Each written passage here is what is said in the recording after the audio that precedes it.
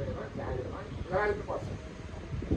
अब तपाईँले घरमा उसलाई बाबाले निस्किँदा लिएर आएर अलिअलि मान्छे बसेर आएर अब यिनीहरू चाँडो भन्दा चाँडो अब रेलमा लाग्ने कि बसमा लाग्ने कि नलाग्ने जागिरको व्यवस्था लिएर छिट्टै जागिर लगाएर यिनीहरू छिट्टै जागिर लगाएर पहिले महिना पैसा चाहिँ को बाउलाई तलब छोरीको हातको तलब भनेर छिट्टै यी सेवा हालेर पठाइदिनुपर्छ। ल त्यसै गरौँ त के भयो हामी जाउँ त जाउँ। ए चन्द्र बाबु तिमी यतै बस्दै गर एकछिन मेरो कुरा त बरु हजुरसँग तिम्रो मेरो कुरा त छँदै छ नि पहिले पनि भएको हो पछि पनि भइहाल्छ होइन।